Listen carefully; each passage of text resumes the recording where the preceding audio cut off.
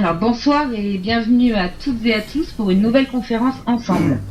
Donc je vais d'abord vous parler de cet outil Mumble qui permet en effet une interaction audio entre toutes les personnes connectées. Le Mumble Ensemble, c'est une plateforme d'échange qui réunit aujourd'hui plus de 30 mouvements. Ils ont chacun une ligne privative dans laquelle ils peuvent s'organiser, mettre en place des réunions publiques ou privées, et ils se croisent tous dans la section publique du Mumble pour échanger et tisser des liens. Le Mumble Ensemble, c'est aussi un site internet dédié à l'adresse lemumble.com. Le site vous propose un lien vers le live de la conférence pour ceux qui ne sont pas connectés sur Mumble, et d'ailleurs ils pourront aussi interagir par le biais d'un chat. Un tuto de connexion, un agenda mensuel des événements, l'actualité liée au Mumble, les archives des conférences ou des exposés, une boîte à outils et la charte du Mumble que vous pourrez signer pour y être authentifié. Alors pensez à vous inscrire sur le site pour recevoir la newsletter. Voilà, vous pouvez aussi aller liker la page Facebook Le Mumble Ensemble sur laquelle vous retrouverez les événements des conférences que vous êtes invités à partager. Et pour ceux qui veulent apporter leur soutien au Mumble Ensemble, un lien est disponible dans l'accueil du chat. Enfin, pour nous rejoindre directement, vous n'aurez qu'à suivre le tuto présenté dans la rubrique Connexion du site lemumble.com. Voilà, pour ma part, donc je suis Céline, animatrice de la conférence pour ce soir. Je suis là pour faciliter la prise de parole et la rendre fluide et organisée. Je tiens enfin à vous préciser que cette conférence est enregistrée et vous en trouverez un podcast YouTube dans les archives du site. Donc ce soir, nous avons le plaisir de recevoir Hubert van den Toren, qui vient nous parler de la corruption de la magistrature en France. Alors bonsoir Hubert, comment vas-tu ? Ça va bien. Ça va bien, impeccable. Alors Hubert, on va préciser que actuellement tu te trouves dans les locaux de Factuel 66 en remerciant plus précisément Patrick Ramirez. On va également préciser que cette conférence est retransmise en direct sur la chaîne TV Citoyen Debout en remerciant Rudy et tous ses auditeurs. Donc cette conférence va se dérouler en 3 parties. Nous aurons donc 2 temps d'intervention de 30 minutes environ, suivis de vos questions écrites. Puis après une courte pause de 5 minutes, nous terminerons par un 3e temps d'interaction directe avec le public, et il vous suffira de mettre un P dans le chat, nous vous ouvrirons les micros. Donc pour poser vos questions à Hubert durant ces interventions, je vous rappelle la procédure. Vous faites un clic droit sur la ligne plateau, envoyez un message, et OK.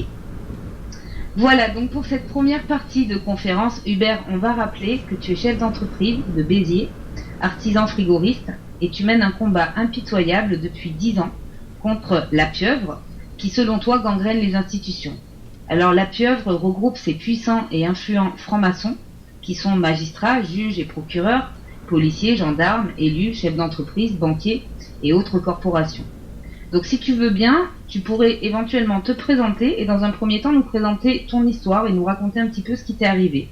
Voilà, donc je te laisse la parole et on t'écoute attentivement. Bonjour à tous, je m'appelle Hubert van den Toren. Alors je vais vous raconter en quelques minutes mon affaire qui démarre en 2005. J'ai l'idée de déposer un brevet, de l'obtenir concernant une caisse frigomobile et immédiatement je me rends compte que l'industriel à qui j'ai fait confiance utilise frauduleusement mon invention. Je décide de déposer plainte contre eux. De là, je poursuis donc un industriel et celui qui achète les produits de contrefaçon pour 242 000 € à Béziers. Je fais des saisies contrefaçon et immédiatement, je suis menacé par le commercial de l'industriel qui me dit tu sais pas à qui tu as affaire, on est franc-maçon, on va te pourrir la vie, on va te faire des contrôles fiscaux et on va te ruiner si tu ne te laisses pas en gros voler. Donc je n'écoute pas tout ça et je décide de faire des saisies contrefaçon. Et à partir de là, lorsque je fais une saisie contrefaçon à Béziers, je subis les attaques de la vice-présidente du TGI de Béziers qui, à titre personnel, aide un nommé Thierry Foulon, celui qui me vole le brevet. Et à partir de là, je subis les attaques de la magistrature à Béziers, pas professionnellement, mais à titre personnel. Cette magistrate franc-maçon protège ses petits amis et je subis des attaques incessantes qui continue aujourd'hui. Je dépose plainte contre elle qui fait un abus de pouvoir et une tentative d'influence. De là, elle s'en prend à moi par de multiples interventions d'huissiers. Je subis 2 contrôles fiscaux parce que dans la franc-maçonnerie il y a de tout, ils sont partout. Donc je subis des contrôles fiscaux, des saisies, des menaces. Et à partir de là, bon, mes ennuis commencent. Mais heureusement, quand je découvre que cette magistrate est complètement corrompue, je vais dire son nom, elle s'appelle Brigitte Deville, vice-présidente du TGI de Béziers, et son mari, avocat général à la Cour d'appel de Montpellier, qui s'appelle Patrice Deville, s'en prennent à moi et me pourrissent la vie par tous les moyens utilisés. Donc je dépose plainte contre elle, c'est classé sans suite par le procureur de Béziers. Ensuite, j'ai 12 magistrats de Béziers qui me parlent et qui me révèlent que ce couple de magistrats est connu dans toute la région pour être corrompu. Alors les faits reprochés à ce couple, quand même, c'est pas rien. Une vice-présidente et un avocat général. Je vais vous nommer tous les faits reprochés à ce couple. Abus de pouvoir, tentative d'influence, délit d'initié, escroquerie à l'assurance, écoute illégale, fraude fiscale, donation déguisée, non-déclaration de personnel, menace de mort réitérée, ça c'est contre moi et ma famille, tentative d'intimidation, conflit d'intérêts, corruption multiple, active et passive, construction illicite, détournement de biens publics, enrichissement illicite, faux en écriture, protection d'un réseau de francs-maçons corrompus dont ils font partie. Je ne parle pas d'un couple de mafieux, je parle d'un couple de magistrats qui vit à Béziers. Voilà tout ce que j'ai révélé, tous les faits révélés par 12 magistrats dépendant de la même cour d'appel de Montpellier, les agissements de ce couple. Voilà le genre de personnes à qui j'ose m'en prendre. Ces gens-là ont utilisé en tout 91 personnes pour essayer de me faire taire, car j'ai décidé de révéler tous les agissements que je viens de vous citer sur ce couple. Depuis, ces gens-là ont été mutés. J'ai permis, grâce aux enquêtes du Conseil supérieur de la magistrature, par toutes les révélations que j'ai faites, car j'ai fait également 3 livres pour révéler toute mon affaire, j'ai permis de muter 22 magistrats. J'ai permis de faire mettre en examen le journal Midi Libre, avec le rédacteur en chef, le journaliste, faire mettre en examen également l'avocat général Patrice Deville, qui aujourd'hui a été condamné depuis le mois de mai 2016, et ça va être sur son casier judiciaire.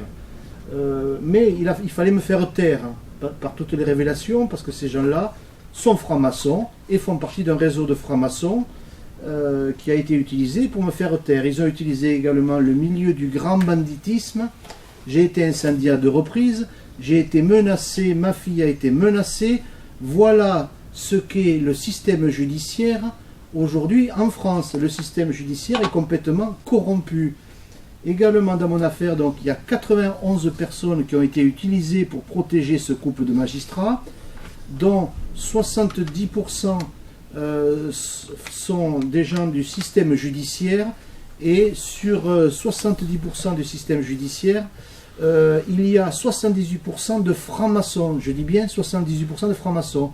Ce qui veut dire que la franc-maçonnerie a infiltré et gangrène complètement le système judiciaire, qui implique des magistrats, des notaires, des juges, des huissiers, tous les gens du monde judiciaire, des avocats corrompus. C'est pourri, complètement pourri. Il faut faire quelque chose, il faut éradiquer ce fait, et c'est pour ça qu'en faisant des bouquins, j'ai permis de révéler tous ces agissements et de le faire savoir, de me défendre, d'écarter 22 magistrats. C'est pas rien, un citoyen lambda qui fait muter 22 magistrats. Bon, ils sont pas débranchés, c'est-à-dire le système judiciaire et le Conseil supérieur de la magistrature en particulier, qui est censé s'occuper de la déontologie des magistrats pour sanctionner les magistrats véreux. Ça, ils ne le font pas vraiment. Ils protègent leurs magistrats en les déplaçant. Le problème, c'est qu'ils vont les déplacer de Béziers pour les mettre à Périgueux ou à Bordeaux. Mais ils ne vont pas en prison, ces magistrats, qui sont complètement corrompus. Je parlerai tout à l'heure des autres victimes. J'ai des dizaines et des dizaines de victimes qui me contactent tous les mois, qui ont les mêmes problèmes. Le système et la méthode utilisée par ces magistrats véreux, et ce système judiciaire complètement corrompu par l'argent, et l'argent que leur donnent les bons notables qui font des affaires avec eux, parce qu'en général, ce sont des affaires immobilières qui financent tout ce petit réseau, c'est-à-dire des promoteurs immobiliers, des grosses boîtes de TP, des entreprises, des élus qui sont payés, financés, dans mon cas, c'est un couple de magistrats qui s'est enrichi et qui a créé un patrimoine de 5 millions d'euros en 30 ans, alors qu'un magistrat normal, il se crée une belle maison, mais c'est tout, il ne s'enrichit pas. Ces gens-là sont corrompus, je l'ai dit, je l'ai écrit, et ces gens-là ne sont pas en prison. Elle a été mutée de vice-présidente, elle se retrouve juste simple conseillère, ça la fout mal, et lui quand même de avocat général, on le retrouve à la retraite anticipée forcée, c'est tout. Mais il n'est pas en prison, alors que ce type-là a ruiné des centaines de gens toute sa carrière. C'est connu, c'est écrit, je l'ai dit, mais il ne se passe rien. Voilà, donc je combats tout ce système judiciaire corrompu qui implique bien sûr des notables locaux, des bons notables, costumes, cravates, des hommes d'affaires soi-disant respectables, mais qui ne le sont pas. Le système est mafieux, la corruption existe bien, c'est pas la peine d'aller au Panama chercher les gens corrompus, ils sont dans toutes nos villes et nos villages. Et un exemple, Béziers qui compte 65 000 habitants, il y a 800 000 francs-maçons, et sur 800 000 il y a 800 francs-maçons, sur 800 francs-maçons, on nous dit, les francs-maçons eux-mêmes me disent qu'il y a 20% de francs-maçons corrompus. Que font les 80% de francs-maçons qui ne le sont pas? À partir du moment où un franc-maçon ne fait rien et protège les autres francs-maçons qui sont corrompus et permettent de ruiner des familles entières et de leur voler leurs biens, leurs brevets, leur entreprise, leur maison, moi je dis qu'ils sont corrompus passifs. Il faut chasser les francs-maçons corrompus. Je ne dis pas qu'il n'y a pas des bons francs-maçons, mais j'en connais pas. Dans mon affaire, j'ai fait 3 livres, j'ai vendu 10 000 livres. J'ai parlé dans un seul livre de 637 francs-maçons dans les environs de Béziers. J'ai aucun franc-maçon qui s'est excusé pour les autres. Jamais. Un franc-maçon est corrompu et tous les francs-maçons sont corrompus ou en tout cas passifs. Et un franc-maçon qui ne fait rien contre les autres francs-maçons, ou un franc-maçon, il sort de sa loge s'il sait qu'il y a des francs-maçons corrompus, ou il y reste. Et s'il y reste, c'est qu'il est d'accord. C'est comme pendant la guerre avec les collabos. C'est exactement pareil. Je suis outré, choqué, énervé par ces réseaux de francs-maçons qui pillent les biens des gens. Je les appelle des charognards. Moi, ils m'ont ruiné. Je n'ai plus rien. Je vais aider, si je peux, les autres victimes. Il faut chasser tous ces gens. Et le meilleur moyen que moi j'ai trouvé, c'est d'écrire des livres, de raconter les faits, de donner les noms, de mettre surtout les noms de tous les corrompus, de l'écrire.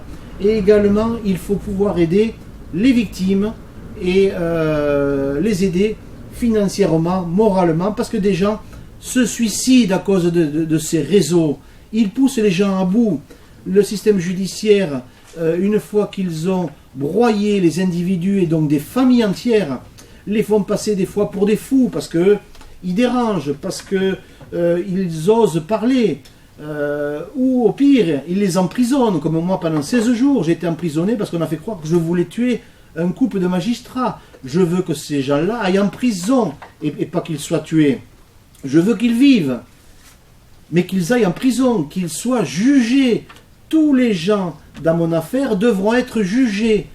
Normalement, ils devraient être jugés par d'autres juges, mais c'est corrompu. Je vous raconterai, si vous me le demandez, le dernier jugement contre Deville et contre Midi Libre, mais On peut tourner un film, c'est du bidon, c'est du théâtre. Les juges sont corrompus. Je dis pas tous, mais je dis 80% sont corrompus. Voilà, minimum 80%. Voilà, donc je me battrai pour aider les autres aussi, mais c'est très dur. C'est pas facile du tout. Ma famille est complètement démoralisée. Moi aujourd'hui j'ai tout perdu. Il faut arrêter de fermer les yeux. Les gens doivent se bouger, aider les autres et agir. Il faut agir, il faut se battre. Il faut combattre ces réseaux de francs-maçons parce que c'est toujours des francs-maçons. Je donne un exemple. Quand il y a de la corruption, un escroc, c'est quelqu'un qui est seul. Il va escroquer une personne, une entreprise, une société, une pauvre dame âgée, il va l'entuber. Ça, c'est un escroc. Lui, il chasse tout seul et il se déplace. C'est un nomade. Par contre, ces réseaux de francs-maçons corrompus, ce sont des gens qui chassent en meute, ce sont des notables de nos régions qui se regroupent grâce à leurs soirées et leur loge. Ils décident, en dehors de leur loge, par ils se regroupent et ils décident de piller le bien de quelqu'un. Ils s'organisent, ils le chassent. Ce sont des charognards qui pillent le bien d'autrui. Il faut le chasser, ces gens, comme ils chassent les victimes comme moi. Il faut les détruire. S'il faut, il faudra prendre les armes, parce que ça ne peut plus durer que des groupes de francs-maçons détruisent des familles entières dans toute la France. Je ne sais pas ailleurs, mais dans toute la France. Et Béziers, j'ai des dizaines et des dizaines, je ne sais pas si ce n'est pas 82 personnes dans les environs de Béziers qui ont été volées grâce à ce couple de villes, le couple de magistrats. Ça ne peut plus durer.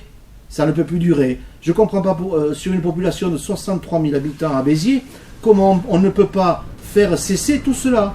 Ben oui, ces gens sont à des postes clés. Ils sont aux tribunaux de commerce, donc ils contrôlent tout. Ils sont au parquet, au TGI, ils sont dans toutes les grosses... Ils sont à la région, ils sont au conseil régional, ils sont à tous les postes clés. Mais il faut les montrer du doigt et il faut chasser, moi je dis, chasser tous les francs-maçons corrompus. Voilà, ça c'est évident et je combattrai ces gens-là. Par contre, ce qui est vrai, ce qu'il faut dire, c'est que là, aujourd'hui, je suis énervé. Mais il y a des gens qui perdent le moral et qui se suicident à cause de cette merde de population de francs-maçons. Excusez-moi du terme, mais ça fait du bien d'être des fois grossier. Ça suffit. En plus, ces gens-là, ces francs-maçons corrompus, sont souvent, comme je dis, des fiottes, des gens peureux, parce qu'ils font appel à d'autres francs-maçons pour détruire d'autres personnes, des citoyens. C'est une honte. Je ne parle pas de religion, je ne parle pas de politique là, je parle de réseaux de francs-maçons affairistes corrompus qui pillent et qui détruisent des familles entières, des hommes, des femmes, des enfants, des personnes âgées. 2 tiers des victimes qui me contactent, ce sont des femmes entre 50 et 80 ans, souvent veuves, à qui on vole l'entreprise qu'a créée le mari. Du coup, ça fait que les enfants perdent leur entreprise. C'est racheté à des prix dérisoires grâce au syndic des entreprises, par l'intermédiaire du tribunal du commerce, qui récupèrent pour leurs frangins francs-maçons, les entreprises pour rien. C'est des promoteurs immobiliers corrompus qui récupèrent des terrains pour un prix dérisoire et qui ruinent du coup pas simplement la personne, la femme qui se fait voler, mais il faut savoir que ça va ruiner les enfants et les prochaines générations. Ça veut dire que des générations de travail qui ont permis de construire une entreprise, d'acheter des terrains pour créer un patrimoine pour une famille, tout ça est volé en 10 ans par des charognards de francs-maçons. Voilà ce que j'ai à dire. Voilà, là je pense que j'ai à peu près tout dit. Non, mon affaire est très compliquée, elle est très simple. Si je n'avais pas eu les révélations de 12 magistrats qui me parlent de toutes des faits reprochés à un couple de magistrats, je n'aurais pas été autant écouté, je n'aurais pas été convoqué par le CSM et je n'aurais pas le Conseil supérieur de la magistrature, hein, je n'aurais pas été autant écouté. Oui, j'ai mis le bordel dans le système judiciaire et je vais continuer. Oui, je vais chasser les magistrats corrompus. Oui, je vais donner leur nom. Et il faut continuer à donner leur nom. Ces gens-là, ces réseaux de francs-maçons, ce qu'ils veulent, c'est que leurs noms soient cachés, les liens entre eux soient cachés. Il faut à tout prix montrer les liens, montrer leur visage, leurs photos, les mettre à jour. Tant pis si ça embête la famille, on s'en fout, ce sont des saloperies, ce sont des charognards. Il faut montrer leur visage à ces gens. Et là, ils ne sourient plus. Je l'ai montré dans mes bouquins, j'ai montré le vrai visage de ces charognards, de ces gens malhonnêtes qu'il faut chasser. À partir du moment où vous donnez le nom plusieurs fois d'un même notaire corrompu, eh bien ce type-là, il n'a plus de boulot. Vous le grillez, c'est le seul moyen. Vous ne pouvez pas vous attaquer à une institution de notaire, judiciaire, mais on peut s'attaquer à des hommes comme eux s'attaquent, à des proies. Nous, il faut s'attaquer à des hommes corrompus et les chasser et les mettre en dehors de la société. Il faut qu'ils se retrouvent dans le banc des accusés et il faut qu'ils perdent leur job qui leur permet, grâce à leur fonction, de s'enrichir et d'enrichir tous leurs petits copains. Un notaire corrompu, il faut qu'il soit chassé. Un avocat corrompu, il faut qu'il soit chassé. Par contre, il faut aider et trouver en permanence des avocats honnêtes qui osent défendre des victimes et il faut les aider aussi bien financièrement que d'aider les victimes également. Mais il faut se créer un réseau, il faut se regrouper et être dans l'action. Il ne faut pas regrouper les victimes juste pour pleurer sur notre sort. J'appelle ça de la masturbation.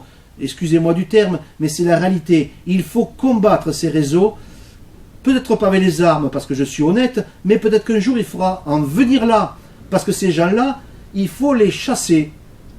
Même s'ils sont au pouvoir, il faudra les chasser. Est-ce que la politique peut renverser ça?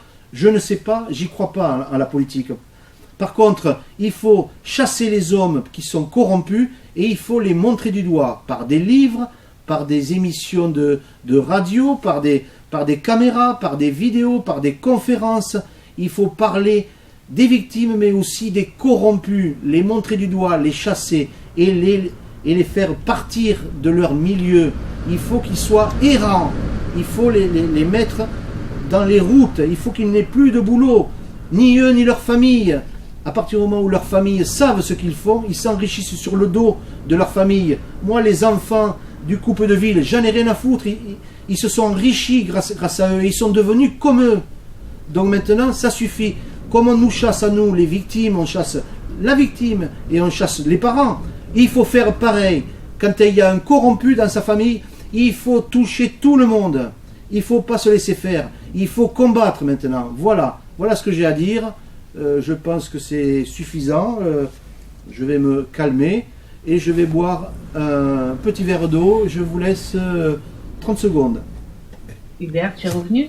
Ça y est, j'ai vu. Très bien. Alors Hubert, j'expliquais justement pendant qu'on rechargeait la caméra, j'ai expliqué un petit peu au public ce qui se passait. Tu es très en colère, ça c'est évident, on le comprend, en tout cas on t'entend. C'est vrai que certainement que tant qu'on n'a pas été personnellement touché par ce que tu as vécu, on n'a peut-être pas conscience de tout ça. Et en fait, j'aimerais juste que tu rappelles à tous ceux qui nous écoutent, parce que tu n'en as pas vraiment, tu l'as peut-être pas précisé. En fait, en mars 2006, tu as créé ta société, c'est ça, Frigo Mobile Location à Béziers, et tu as inventé un concept qui était censé donc faire un tabac. Hein. Oui, quand tu as déposé le brevet, qu'est-ce qui s'est passé en fait? C'est quoi le commencement 2006? Alors donc, fin 2005, je dépose un brevet que j'obtiens. Il faut 2 ans pour obtenir un brevet, 24 mois. C'est le temps de recherche d'antériorité pour savoir s'il n'y a pas de gens qui ont inventé la même chose. Et donc, ça a marché. J'ai obtenu mon brevet définitif en 2007. Le problème, c'est que j'ai fait confiance à un industriel qui s'appelle les Carrosseries Serein à Toulouse, qui... parce que bon, mon matériel pour le fabriquer, ça coûte 12 000 €, hein, chaque matériel. Donc il m'indique qu'il faut en faire 3 pour avoir des prix. Et donc je lui dis d'accord, mais je voudrais un délai de paiement. Et il me dit d'accord, mais montrez-moi que vous avez un projet intéressant, puisque j'avais un projet de faire un réseau de franchises et de multiplier dans tout le sud de la France mon invention pour faire un réseau de franchisés. Donc un projet très intéressant et qui allait pouvoir nourrir ma famille pendant plusieurs générations. Le problème, c'est que je suis tombé sur un industriel malhonnête qui a, au bout de 3 mois, après avoir eu quelques documents que je lui ai fournis, ainsi qu'une partie de mon invention, a vendu immédiatement à une seule personne pour 242 000 euros. Donc ce qui lui a permis, lui, de se faire une bonne plus-value de 70 000 euros. Et à partir de là, cet industriel, voyant que je l'avais découvert, m'a menacé par son commercial, qui a utilisé son beau-père qui est à Béziers, qui est inspecteur des impôts, et immédiatement j'ai subi 2 contrôles fiscaux par 5 agents du fisc qui ont touché, je le rappelle, 5 000 euros chacun en liquide. J'ai les dates, j'ai les retraits d'argent en liquide. Voilà, la corruption dans mon affaire commence par 5 agents du fisc de Montpellier et de Béziers qui touchent 25 000 euros. Voilà le début. Ensuite, il y a cette intervention de Brigitte Deville qui protège son ami franc-maçon, qui est celui qui achète le matériel pour 242 000 euros. Donc, mon affaire et l'affaire, ce que j'appelle l'affaire Deville, démarre en 2007, en juin 2007, dès que je fais une saisie contrefaçon à Béziers et dès qu'il y a l'intervention de Brigitte Deville qui fait une pression à l'huissier qui vient faire une saisie contrefaçon.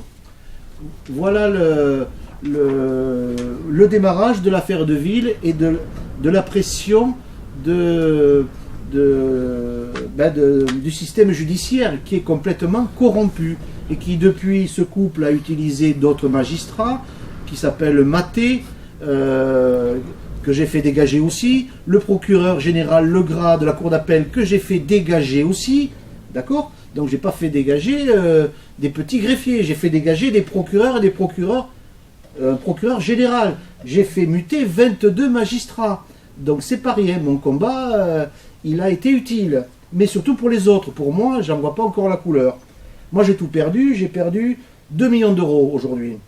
J'ai été incendié à 2 reprises, je donnerai pas le nom là aujourd'hui, mais je peux le donner si on me le demande. C'est l'associé de Deville, parce que j'ai révélé des affaires de corruption aussi en Camargue, entre ce couple de magistrats qui avait investi en Camargue 2 millions d'euros. Hein, ces gens-là, je le rappelle, n'avaient rien il y a 30 ans. Hein.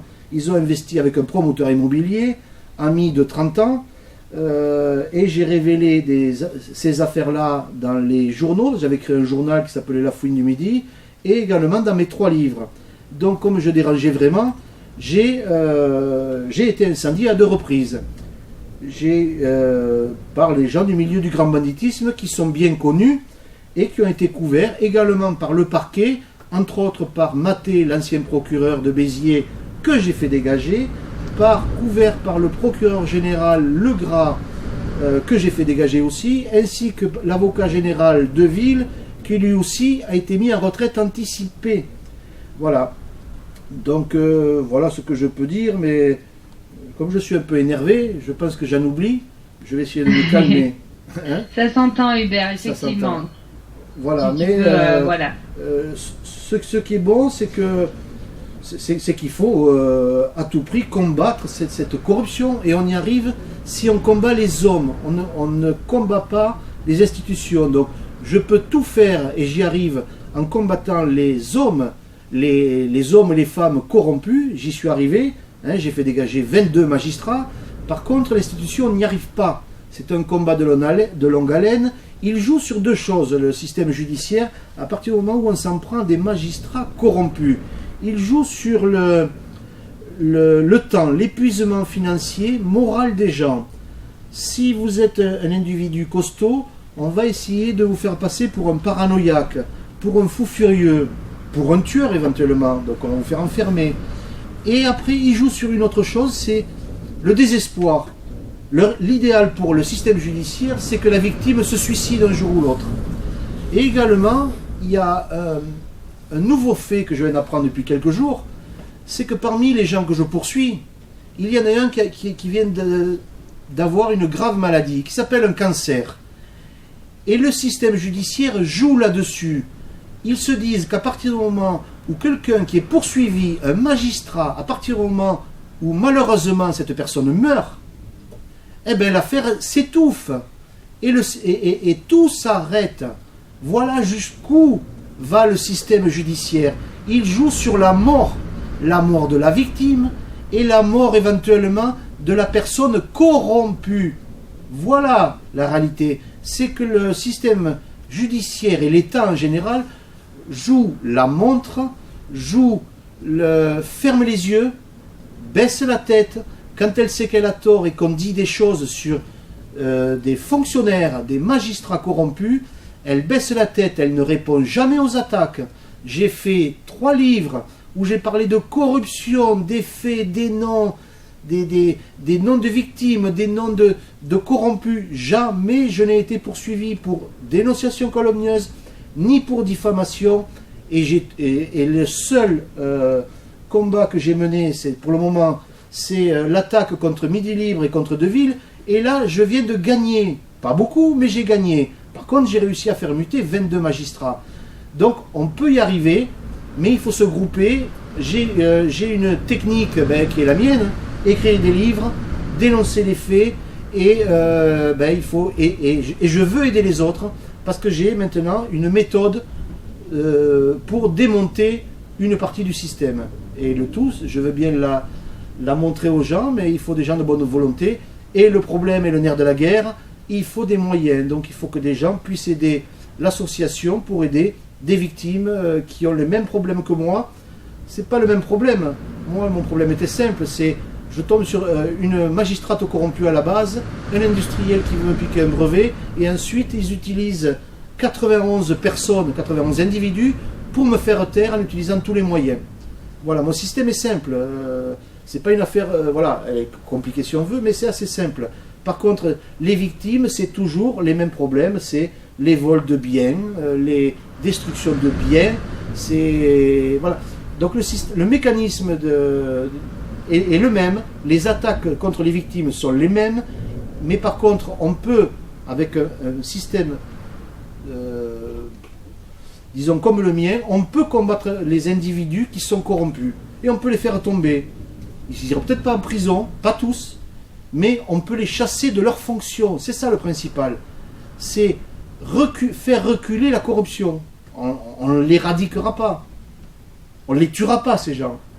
On ne les mettra pas tous en prison. Mais je peux en mettre en prison. Oui, je peux, certains, les rendre malades. Il y en a qui auront des cancers, il y en a d'autres qui auront des cancers. Ça ne me dérange pas, ça ne me choque pas. Je tiens à signaler que ma compagne a un cancer depuis mon affaire et on lui a enlevé un sein. Vous voyez, donc j'ai pas peur de dire ça. Que ma fille a pris 30 kilos et qu'elle ne bouge plus de sa chambre depuis 2 ans. Vous voyez, j'ai les larmes à l'œil. C'est des pourris ces gens. Donc je combats.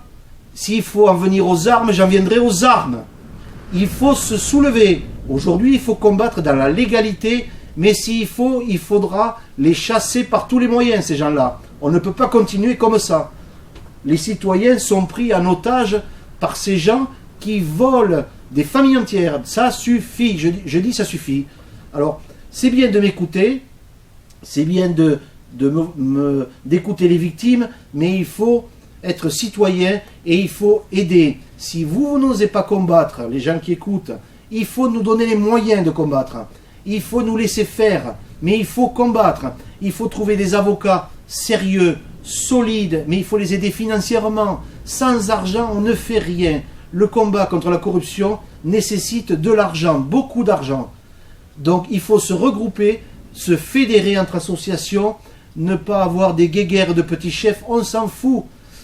Il faut penser à une chose, c'est aider les victimes de ces réseaux. Donc je propose de combattre en aidant financièrement et en ayant un groupe et que des réseaux se forment pour aider les victimes. Les victimes, les pauvres, ils ne peuvent pas aider les autres. Ils ne peuvent même plus s'aider eux-mêmes souvent. Voilà. Donc, je crois que je vais laisser maintenant la parole, parce que j'ai besoin de reboire un coup et de me calmer. Voilà. Effectivement, après, bon, Hubert explique bien il faut agir de façon légale, mais bon, on sent bien une colère. Hein, ça, on peut pas est-ce qu'on peut voilà, moi je crois que ça peut se comprendre. Effectivement, c'est pas le premier à venir sur ce Mumble témoigner. On a reçu Stéphanie Gibault, qui est lanceuse d'alerte, une des plus grandes lanceuses d'alerte en France. Catherine Essette aussi qui a témoigné. Et c'est vrai qu'on entend bien à chaque fois des vies et des familles détruites en fait, complètement détruites. Donc bon, la colère d'Hubert, c'est vrai que ça fait 10 ans, il n'en peut plus, et on sent bien que c'est pesant. Et donc voilà, on va attendre son retour pour lui annoncer qu'effectivement, donc François d'Angléan est présent dans le public et on l'en remercie. Donc qui est avocat et à qui on donnera la parole. François, tu ne pourras peut-être pas rester à toute la conférence, donc si jamais tu avais besoin de prendre la parole, tu fais signe et puis tu pourras t'adresser à Hubert directement. Alors, on va voir si Hubert est revenu. Je voudrais dire oui, bonjour, rebonjour. Je voudrais dire une phrase qui n'est pas de moi du tout. Hein. C'est: le monde ne sera pas détruit par ceux qui font le mal, mais par ceux qui le regardent sans rien faire. Je pense que c'est quelque chose à réfléchir. Alors oui, Hubert, pendant justement que que la caméra était rechargée, j'expliquais un petit peu que on ressent effectivement de la colère et j'expliquais que tu n'étais pas le seul. Hein. On avait reçu d'autres personnes sur ce Mumble qui avaient témoigné de vies détruites complètement par ces réseaux en fait. Et donc au-delà de la colère, tu dis quelque chose de très intéressant et de très important. Il faut combattre légalement, dans la légalité. Effectivement, ne rien faire ou être, regarder ça de façon passive, c'est pas la solution. Par contre, la colère et agir dans la violence, est-ce que c'en est une? Je ne sais pas. Peut-être que la légalité, effectivement, et donc je disais qu'on avait maître François d'Angléan parmi nous, la légalité et la justice, parce qu'heureusement, tous ne sont pas corrompus. Peuvent aider, je pense, à résoudre ce genre de problème. Alors, je peux dire une chose? Ah oui, bien sûr. Le problème majeur de la justice en France aujourd'hui, c'est l'infiltration d'un grand nombre de francs-maçons corrompus aux ordres de leur loge. Et de ce fait, ils ne travaillent plus pour l'intérêt collectif, mais pour satisfaire des intérêts privés.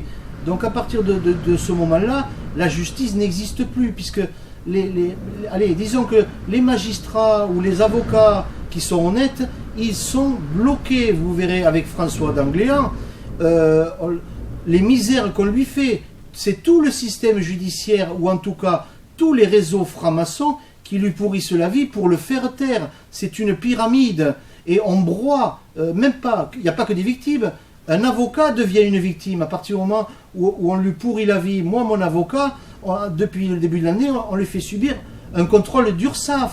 Et lui-même me l'a dit, c'est par telle et telle personne qui sont francs-maçons de la même loge, pour qu'il arrête de me défendre, parce que c'est un avocat courageux. Mais des avocats courageux, il y en a plein comme ça, à qui on pourrit la vie, et au bout d'un moment, ils sont que des hommes, au bout d'un moment, eh ben, ils cessent de défendre les victimes, mais parce que aussi, on joue sur leur famille, sur leur profession, mais sur leur pognon, sur leur portefeuille.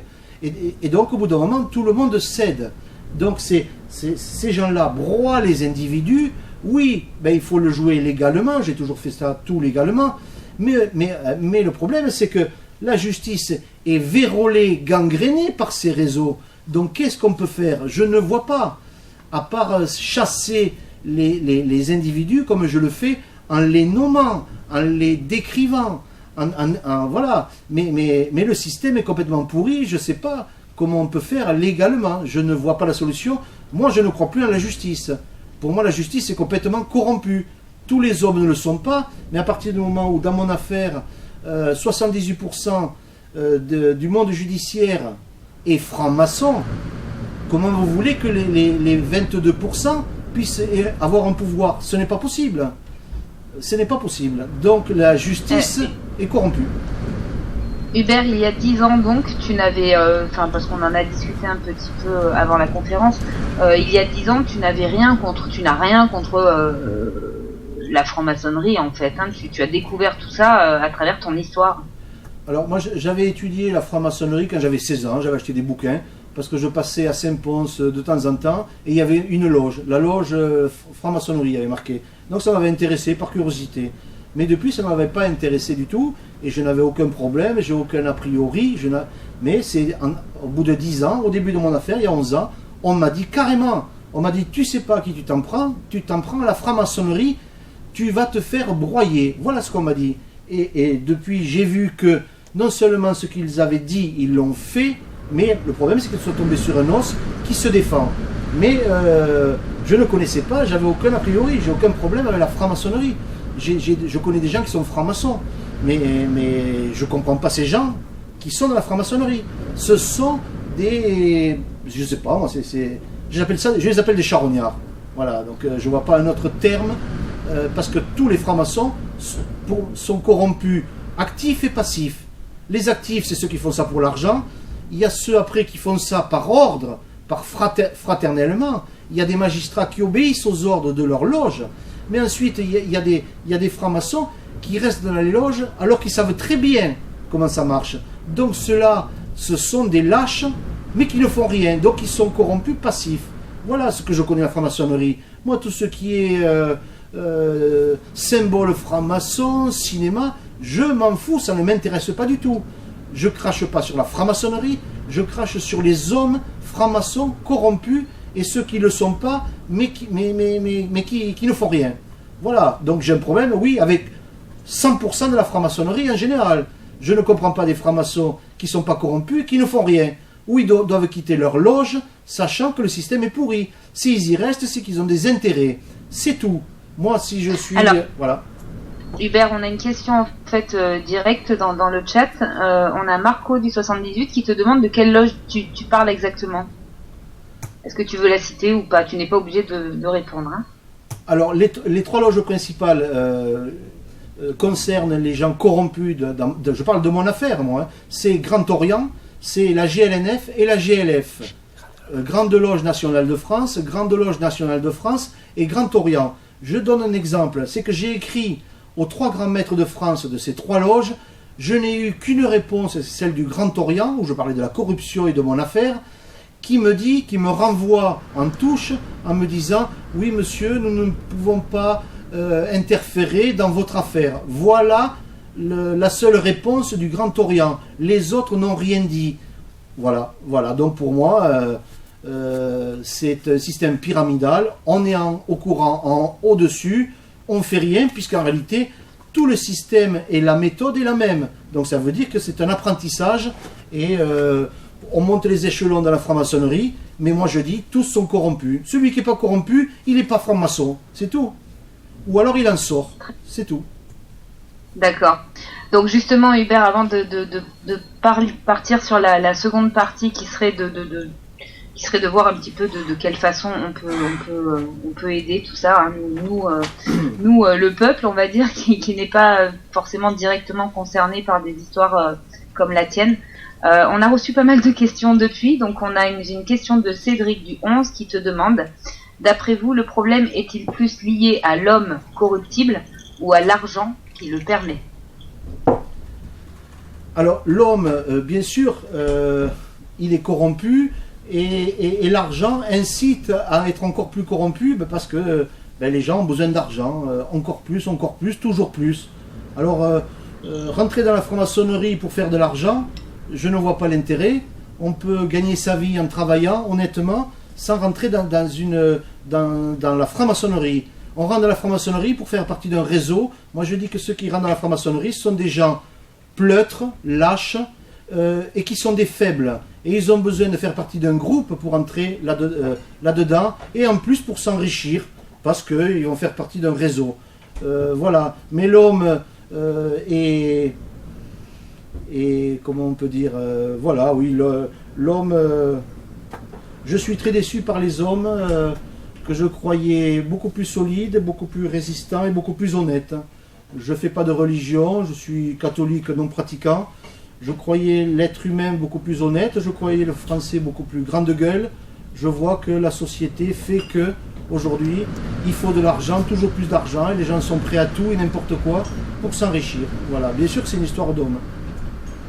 Oui, oui, c'est sûr que l'être humain, de toute façon, a des failles. Après, l'argent aide aussi à la corruption, de toute façon. Je crois que c'est lié, effectivement. Alors, on a une question d'Antoine du 64 qui te dit « Béziers est la ville polémique de Monsieur Ménard, que tu dois connaître. Pensez-vous qu'il est lui aussi inféodé aux francs-maçons, sachant qu'il a déjà travaillé pour la CIA à l'époque de Reporters sans frontières ?» Alors je connais bien ce problème puisque pour les élections, il y avait 4 candidats. Un parti communiste qui s'appelle Couquet, un communiste. Un autre, je ne fais pas de politique moi, hein. Je vote, mais bon, je ne fais pas de politique du tout. Un autre, c'était l'ancien maire, sénateur-maire Couder, Raymond Couder. Ensuite, il y avait Duplat qui était socialiste. Et ensuite, il y avait Ménard qui est arrivé, qui n'était pas du coin, lui. Il est arrivé, je crois, en 63, mais il n'était pas du tout du coin. Et il a pris une opportunité, c'est-à-dire, vous aviez 3 personnes qui étaient installées depuis des années à Béziers et qui ne faisaient rien. Et le fameux sénateur-maire qui est resté 20 ans, de droite, je crois qu'il est républicain, ou je sais, voilà, il avait toute une équipe corrompue, ils se sont tous enrichis pendant 20 ans et ils ont ruiné la ville. Donc Ménard qui est arrivé, que j'ai rencontré comme j'ai rencontré les autres, puisqu'il voulait mon dossier pour essayer de taper sur l'ancien sénateur et avoir toutes les casseroles et toutes les affaires que je pouvais avoir. Ce monsieur, il a ouvert une porte, et comme c'était le seul nouveau, comme tout citoyen, on s'est dit, les autres sont mauvais, on va le prendre à lui. Après, qu'est-ce qu'il fait, qu'est-ce qu'il peut faire? Aujourd'hui, je peux vous dire qu'il n'est pas franc-maçon, je peux vous dire que toute l'équipe qui était avant avec le sénateur-maire Couder et le député Eliabou et qui tapait sur monsieur Ménard, comment il s'appelle, Robert Ménard, et qui tapait tout sur la franc-maçonnerie, sont tous en train de lui lécher les bottes, pour pas dire le sucer, tout simplement parce qu'en réalité le seul intérêt c'est de récupérer les affaires et de récupérer le business dans Béziers. Et on a besoin évidemment du maire, alors que on lui tape dessus en permanence. Qu'est-ce qu'il fait? Qu'est-ce qu'il peut faire? Il ne peut pas faire grand-chose. Il fait des effets de manche, il fait ce qu'il sait faire, c'est-à-dire du journalisme, il parle des policiers, mais c'est vrai que pour l'économie, il ne fait pas grand-chose. Pourquoi? Parce que l'agglo l'empêche financièrement de faire quoi que ce soit, et qu'il y a des gens qui font partie du MEDEF, qui sont du bord de l'ancien maire, lui caressent et lui font des courbettes, mais en réalité c'est pour mieux le défoncer pour les prochaines élections, en disant, vous voyez, il n'a rien fait Ménard, donc ils vont reprendre le pouvoir. Mais en réalité, monsieur Ménard, je dis monsieur Ménard, je l'ai vu 4 fois, il a l'air bien, il a de la bonne volonté, il n'est pas du tout Front National. Oui, il est passé grâce à, je crois, 28% des gens du Front National, mais il essaye de faire des choses, mais il est bloqué en permanence par les autres gens de droite et de gauche qui l'empêchent de créer de l'économie et de faire venir des gens. Voilà, donc il fait ce qu'il peut, mais il ne peut pas faire grand-chose. Voilà, c'est le problème. Merci Hubert. Alors on a une question de Daniel, donc il y a pas mal de questions finalement. Question de Daniel du 38 qui te dit « Bonsoir Hubert et merci pour ta présence. Tu dénonces le système franc-maçon qui gangrène tous les pans de notre société. Tu n'hésites pas à citer des noms pour avoir été directement en relation avec eux. As-tu connaissance d'une liste publique de membres et que penses-tu d'une création d'une telle liste éventuellement, si elle n'existe pas Alors moi j'ai fait ma liste de membres, si on veut, dans mon affaire. Mais par contre, créer une liste, je ne vois pas l'utilité. Ça serait dangereux, ça peut être malsain, ça peut être mal interprété. Mais par contre, que chaque victime crée sa liste de tous les individus francs-maçons qui s'en prennent à eux, ça oui, le montrer à d'autres personnes pour recouper entre victimes, pour recouper les francs-maçons corrompus, ça oui, mais ficher les francs-maçons, je ne suis pas d'accord parce que ça peut être très dangereux et malsain. Donc je ne suis pas pour le fichage du tout. Par contre, que les victimes des mêmes régions créent des listes pour retrouver les mêmes acteurs, ça oui.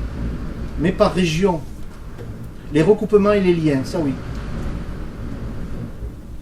Oui, en fait, une liste, ce serait un petit peu pour... c'est vrai que donc tu dis que ça serait dangereux, mais ça permettrait à la population de savoir un petit peu à qui on a affaire, en fait. Parce que dans la franc-maçonnerie, il y a déjà différents niveaux, et puis tous ne sont pas, comme tu disais, tu en as connu qui sont pas corrompus ou mauvais. Donc, une liste, ce serait pour que les gens puissent savoir un petit peu à qui ils ont affaire, quoi. Alors, je dis une liste, alors, je dis pas de liste, par contre, je dis que dans la magistrature, dans le milieu des fonctionnaires, j'interdirais la franc-maçonnerie, carrément. Ce sont des fonctionnaires, ils sont au service du citoyen, donc ils n'ont pas à être franc-maçon. Un magistrat franc-maçon, il obéit d'abord à sa loge. D'accord? Donc un franc-maçon qui obéit à sa loge, eh bien, il va pénaliser un citoyen devant la justice. Donc là, je suis contre, même pas fiché, interdit carrément. Voilà. Très bien. Alors on a Brigitte du 76 qui te demande comment savoir qui est franc-maçon. Grande question. Alors je vais répondre, ma technique à moi, elle est simple. C'est-à-dire, il faut, avant de chercher qui est franc-maçon, c'est pour savoir qui est ton ennemi. D'accord? Si ton ennemi est franc-maçon, il faut le repérer, c'est une chasse, il faut aller repérer les endroits où il va, dans sa vie privée, dans son milieu sportif, professionnel, trouver les endroits où il va, les restaurants, et il faut discuter, il faut se faire ami avec les amis et amis avec leurs ennemis. Et également, il faut aller le soir devant les loges et prendre en photo, repérer, ça s'appelle une chasse. Donc il faut repérer, pas chasser pour le plaisir de chasser, hein, ça s'appelle du harcèlement, mais repérer, c'est le seul moyen. Si on a les moyens, on prend un enquêteur, si on n'a pas les moyens, on le fait avec des amis ou soi-même. On trouve les endroits où ils sont, dans quelle loge ils sont, et s'ils ne le sont pas, on le découvre aussi, et donc on les met pas, tous ne sont pas francs-maçons, tous les corrompus ne sont pas francs-maçons. Dans mon affaire, 78% des gens cités sur 91 personnes le sont. Donc, et j'en ai même oublié, donc je sous-estime même. Voilà. Mais c'est pas compliqué. Hein. D'accord, merci. Alors on a Rudy du 64 qui te demande, faut-il inéluctablement être franc-maçon pour devenir magistrat? Et si oui, depuis combien de temps selon vous? Alors non, il faut pas être franc-maçon pour devenir magistrat. C'est plutôt le contraire. Les francs-maçons recherchent des gens qui ont des fonctions à poste clé. Ils les approchent parce que ces gens-là vont leur servir. Ils vont servir aux loges. Voilà, c'est l'inverse. Celui qui voudrait rentrer dans la franc-maçonnerie pour s'enrichir ou pour se créer un réseau, lui, on va faire beaucoup plus de difficultés à le faire rentrer. Il doit être parrainé par 3 personnes. Par contre, si vous êtes à un poste clé, à des fonctions importantes, c'est vous qui allez être approché. Même si vous ne l'êtes pas, vous allez être approché parce que vous pouvez un jour servir ce réseau de la franc-maçonnerie. Alors justement, donc par rapport à ce qu'on disait tout à l'heure, on a Martin qui, donc j'expliquais en début de conférence qu'on a une retranscription en direct live sur le site du Mumble, donc le mumble.com, et donc il y a une question il y a une remarque de Martin dans le chat qui dit ce serait bien de créer peut-être un site listant tous les corrompus dans tous les domaines, donc justice, santé, notaire, etc., avec nom et prénom, adresse, etc., etc. Donc ça rejoint un petit peu ce que tu disais, mais apparemment tu expliques que c'est très compliqué parce que ça voudrait dire suivre ces gens et enfin voilà, c'est une chasse comme tu dis. Hein. Alors une chasse, je suis d'accord pour une chasse locale. Chaque individu victime peut dénoncer quelqu'un qui lui fait du mal, mais on ne peut pas créer un fichier de gens. Je ne peux pas par exemple dire du mal d'un magistrat corrompu de Rouen. Moi, il m'a rien fait. Donc l'intérêt national, il n'y est pas. Ça veut dire ficher les gens, c'est interdit. Je sais que ça se fait, mais ça c'est interdit. Par contre, entre victimes ou dans une région, plusieurs victimes peuvent créer des listes avec les mêmes noms qui reviennent. Ça oui. Oui, c'est vrai, tu as raison, et d'ailleurs c'est écrit dans le chat par Cédric, je crois, du 11, qui disait c'est illégal ou interdit de faire un site listant ces personnes-là, en fait, tout simplement. Puis, ça, alors on a... Oui. Vas-y. Non, puis ça n'amène à rien. C'est assez malsain que quelqu'un de Paris sache qu'un huissier de Perpignan est corrompu. Je veux dire, ça n'amène à rien à part du voyeurisme. Ça ne sert à rien, ça. Très bien. Alors on a Maquet du 11 qui te dit « La loi n'interdit-elle pas qu'un franc-maçon ait un poste de juge ?» C'est vrai qu'on peut se poser la question, qu'est-ce qu'elle dit la loi par rapport à tout ça? C'est assez ambigu, j'ai pas le texte là, qui est marqué au Conseil supérieur de la magistrature, mais on a le droit d'être dans... Alors je vais dire une bêtise, donc je préfère pas en parler. Il n'y a rien d'interdit, mais... Voilà, il n'y a rien d'interdit, mais c'est pas net, quoi. Mais j'ai pas le texte là, peut-être que François Nagléan pourrait en parler davantage. Oui, tout à fait. Donc on verra s'il demande une prise de parole, on lui donnera à François Nagléan. Très bien. Donc on a Marc du 41 qui te dit « Pourquoi faire dans les règles de nos ennemis ?» C'est-à-dire qu'en fait l'idée c'est pourquoi suivre des règles alors qu'il n'y en a pas vraiment finalement. Eux n'ont pas de règles en fait. Donc pourquoi le faire dans la légalité? Pourquoi les attaquer dans la légalité? Parce qu'on est dans une démocratie et qu'on est censé utiliser la loi qui est là pour faire respecter tout un système. Si on est dans l'illégalité, je brûle le château des Deville par exemple, où je vais détruire leur famille, où je vais, je sais pas moi, faire du mal directement. Mais la loi, c'est pas ça, et on devient comme eux. Il faut pas être comme eux, il faut les chasser dans la légalité. Voilà, c'est ma façon de faire. Mais c'est vrai que des gens peuvent être poussés à bout par le désespoir. Mais ça arrive parfois, ça. Hein. Oui, tu parlais de suicide et de la même façon que des gens peuvent, par souffrance et désespoir, aussi agir dans un hors-la-loi, quoi. Maintenant, est-ce que c'est une solution? Je ne pense pas non plus, effectivement. Et on a Maquet du 11 qui te répondait, en fait, par rapport à tout à l'heure, quand il te demandait si la loi n'interdisait pas qu'un franc-maçon est un poste de juge. Il dit en commentaire article 7 du traité d'Amsterdam. Est-ce que ça te parle, Hubert? Non, pas du tout. Non, donc on donnera la parole on lui donnera la parole à Maquet s'il veut, il veut nous en dire plus. Toujours Maquet d'ailleurs du 11 qui te demande, donc avez-vous une liste de gens francs-maçons crapuleux, donc une liste te concernant finalement, hein, donc tu expliquais tout à l'heure que tu en avais une pour ton affaire. Ah oui, je peux donner des noms si vous voulez. Hein. Ceux que ça intéressera éventuellement, de toute façon, dans la dernière partie en interaction avec le public, si ça intéresse, ils te le demanderont, ou voir un petit peu où est-ce qu'ils peuvent la trouver. On a Marco du 78 qui demandait si tu connaissais les francs-maçons Papers. Non, pas du tout. Pas du tout, hein. Et enfin, Maquet, donc du 11, quelles sont les conditions? Alors ça, peut-être que tu sauras répondre.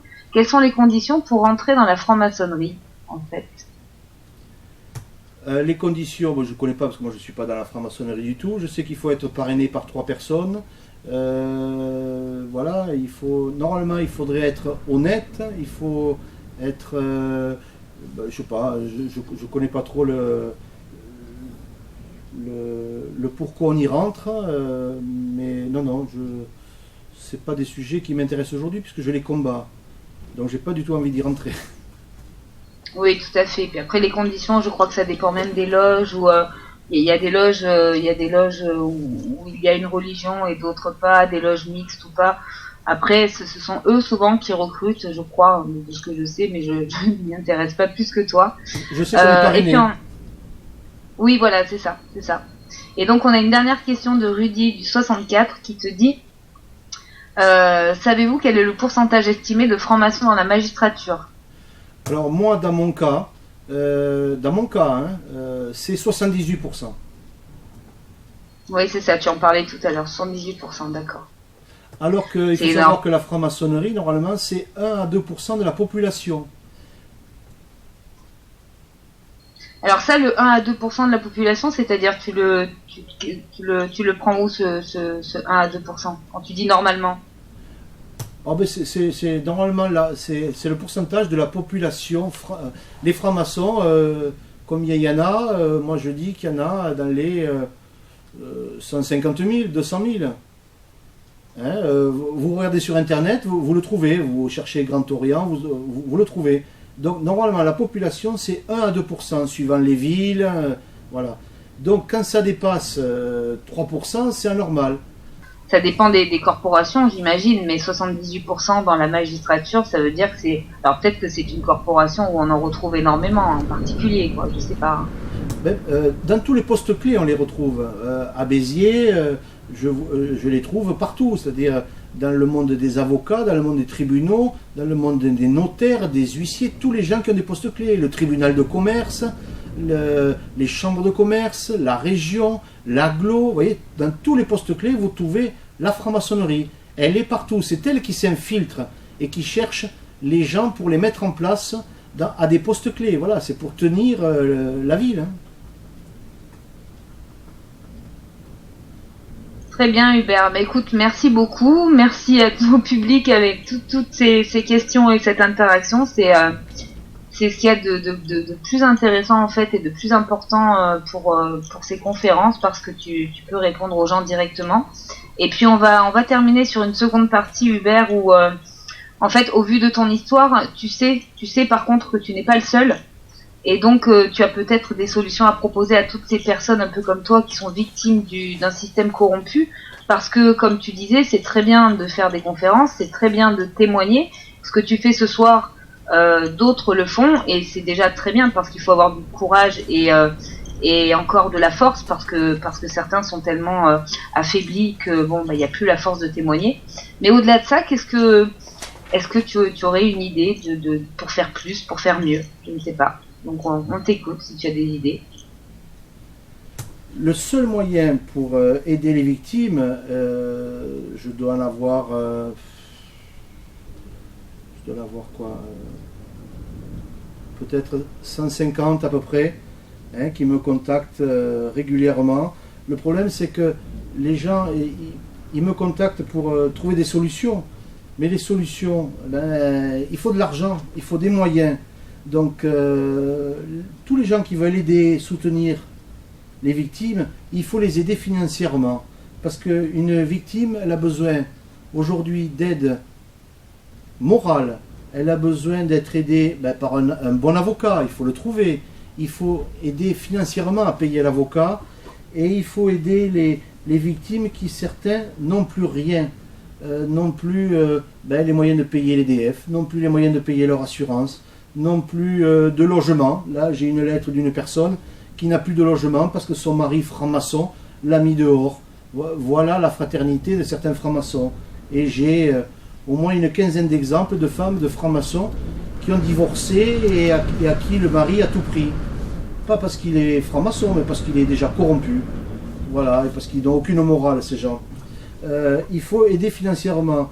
Donc, il y a plusieurs choses. Moi, je propose aux victimes de faire un livre avec 12 affaires chaque fois, c'est-à-dire de pouvoir faire 3 livres par an, un tous les 4 mois, pour raconter des affaires avec le nom des acteurs, le nom des victimes, et raconter le mécanisme toujours qui est le même de ces techniques pour voler le bien d'autrui. Ensuite, il faut pouvoir avoir un site et raconter l'avancée des affaires. Il faut pouvoir aider financièrement aussi, en payant les avocats, et il faut, pour ça, il faut des gens qui adhèrent à l'association. J'ai une association qui s'appelle Aide aux victimes des dérives du système judiciaire, et où des gens adhèrent, mais c'est pas suffisant. Il faut pas il faut pas 100 personnes ni 200 personnes pour adhérer et donner 35 €, ça n'amène à rien. Ça amène juste à payer les enveloppes pour répondre aux gens. Il faut des milliers d'adhérents. Il faut savoir que pour aider une victime, pour payer un avocat, pour aider financièrement ces gens. Par an, une victime, il faut un budget de presque 9 000 euros. Donc vous voyez bien que si vous rentrez dans l'association, allez, avec 35 euros, 100 personnes, vous rentrez quoi? Des miettes. Il faut pouvoir aider, moi je dis, une trentaine de victimes par an. Mais ce sont des victimes qui sont dans le sud, dans le nord, mais pour les aider, il faut, je vous dis, un budget de 9 000 euros. Ce qui veut dire que si vous voulez en aider 10, il faut 90 000 euros pour entrer 80 000. Alors Hubert, oui. Excuse-moi, je me permets de te couper. Quand tu dis qu'il faut un budget de 9 000 euros, c'est-à-dire en termes de frais d'avocat, en termes de quoi? Sur quoi tu te bases en fait exactement? Alors il y a d'abord il faut un bureau d'étude des dossiers, c'est-à-dire vous étudiez les dossiers pour voir si les dossiers sont sérieux. Ensuite il faut trouver des avocats, puis il faut les aider financièrement, les avocats aussi. Il faut donner un acompte. Des fois il y a des victimes qui n'ont même pas les moyens, donc ils ne peuvent pas se défendre, ou vraiment se défendre. S'il n'y a que l'aide juridictionnelle, vous n'y arrivez pas. Ensuite il faut un peu du social. Vous avez des gens qu'il faut aider aussi financièrement, à passer un cap, à passer un mois, vous voyez. Ensuite, il faut un bureau de communication. Il faut pouvoir écrire des livres, passer du temps. Voilà, il faut collecter des fonds. Il faut pouvoir suivre les gens pendant des mois et des années, des fois. Donc, personne ne se paye, si vous voulez, c'est pas du business. Il faut de l'argent pour aider les gens. Il faut pouvoir donner 1 000 euros, 2 000 euros à un avocat pour qu'il plaide une affaire, parce que la personne n'a pas les moyens. Une autre fois, une autre victime, ça sera juste l'aider pour lui payer son train pour aller au tribunal. Voyez, mais c'est des sommes importantes. Donc si vous n'aidez pas les gens, si les gens se rencontrent juste pour parler de leur affaire, ça n'amène à rien. Les gens, au bout d'un moment, ils s'épuisent et ils font plus rien, ils déposent plus plainte et puis plus rien se passe. Et le système judiciaire gagne dans ces cas-là. Voilà. Disons que les rencontres physiques ou alors les gens qui t'appellent ont peut-être avant tout un soutien moral, mais oui, effectivement, tu expliques que ça ne suffit pas. Hein. Non, le soutien moral, moi j'ai des gens qui m'appellent mais pour me raconter leur affaire. Donc chaque victime, ce sont des gens meurtris. Ils sont souvent blottis, je donne l'image, sous un placard. Parce que la victime a honte de ce qu'elle subit depuis des années. Elle est apeurée, elle est épuisée, elle est ruinée. Donc les gens, excusez-moi, je suis ému moi aussi, parce que je suis victime. Il faut aider tout le monde. Il faut aider les gens à montrer, à oser se marcher, être droit et dire non, vous n'êtes pas coupable, vous êtes des victimes, on va vous aider. On va vous aider à aller devant la justice et à faire condamner les coupables, à faire que vous allez être dédommagés de tous les préjudices subis par la justice ou par des hommes corrompus, des notables corrompus. Voilà, mais pour ça, il faut des moyens, c'est le nerf de la guerre. S'il n'y a pas de moyens, il n'y a pas de justice, s'il n'y a pas de justice, les gens se meurent, quoi. Hein, voilà, donc il faut aider les gens. Alors, est-ce que tu as connaissance à l'heure actuelle d'associations justement, voilà, parce que tu disais qu'une asso ça ne suffit pas, mais bon, ce serait peut-être un début de quelque chose. Oui, il y a plusieurs personnes avec qui je suis en contact, mais le problème c'est que chacun réunit ses victimes localement, mais qu'il n'y a rien qui avance, il n'y a pas de combat, c'est du stockage de victimes. Il ne faut pas du stockage de victimes, il faut des individus et des gens forts qui font partie de ces différentes associations qui se regroupent pour aller combattre, pour aller trouver des bons avocats dans chaque région. Ce qui manque, ce n'est pas les associations, ce sont des avocats. Il faut motiver les avocats. Et pour ça, il faut qu'il y ait quelques personnes de plusieurs associations qui cherchent et qui rencontrent les avocats et qui les motivent pour aider les victimes, suivant les régions. Ça, c'est le plus important. C'est l'avocat, le bon avocat, l'avocat honnête, qui va aller jusqu'au bout de l'affaire. Et s'il ne va pas jusqu'au bout, on le change. Mais il faut que les victimes soient épaulées par une association locale. C'est pas, vous voyez, Il faut que chacun, suivant les régions, parce que géographiquement ça a un coût moins élevé, il faut qu'il y ait des individus qui épaulent la victime et qui l'amènent chez le bon avocat, qui va l'amener, qui va le soutenir devant un tribunal, sans manifester, mais juste un soutien. Voilà. Oui, tout à fait. Alors Hubert, avant de terminer, de passer, de faire une pause de 5 minutes et de se retrouver en interaction directe avec tout le monde, qu'est-ce que tu penses de la franc-maçonnerie qu'on peut retrouver finalement dans tous les corps de métier, ça on le voit bien, mais aussi et notamment dans nos dirigeants finalement, hein, et puis bon, eux ne s'en cachent pas, on voit bien que certains ministres font partie de loges franc-maçonniques et qu'est-ce que tu en penses? Qu'est-ce que ça implique pour le système finalement qui est censé gouverner un pays, quoi? Alors la franc-maçonnerie, un ministre franc-maçon ou un président franc-maçon, s'il est ministre ou s'il est président, c'est parce que, en étant franc-maçon, c'est parce qu'il est franc-maçon qu'on l'a mis à ce poste-là, c'est pas le contraire. Un ministre ne devient pas franc-maçon, c'est que parce qu'il est frangin, on l'a mis là. Donc je suis contre, mais mon avis n'est pas important. Ça ne sert à rien, mon avis. C'est la réalité. Les gens sont députés parce qu'ils sont francs-maçons. Un maire, il est franc-maçon parce qu'il a été mis en place par son réseau local, qu'il a mis en place parce qu'il y a des intérêts. Un ministre, c'est parce qu'il y a des intérêts. Ministre des Finances, c'est parce qu'il y a des intérêts. Mais je ne peux pas dire que je suis contre, ça ne sert à rien, mon point de vue, c'est la réalité. Par contre, on peut dénoncer des faits qui peuvent lui être reprochés à ce ministre ou à ce président. Voilà, ça oui. Oui, après on trouve aussi des témoignages de personnes qui sont restées dans la franc-maçonnerie et qui en sont sorties et qui dénoncent un petit peu tout ça. Est-ce qu'il n'y aurait pas moyen de construire quelque chose avec ces gens-là ? J'ai un doute à partir du moment où c'est un franc-maçon qui vient de rentrer, qui sort de suite, ça peut aller. Par contre, si c'est un franc-maçon qui a passé plusieurs échelons, je doute de son honnêteté. Il ne faut pas longtemps pour comprendre le système. Donc celui qui sort au bout de 10 ans, déjà je ne sais pas s'il peut sortir vraiment, et puis j'ai peur que ce soit quelqu'un qui en réalité serve d'infiltré et qui s'infiltre dans une association, dans un groupe pour en réalité informer les autres. Un franc-maçon qui serait repenti, je n'y crois pas beaucoup. D'accord, ok.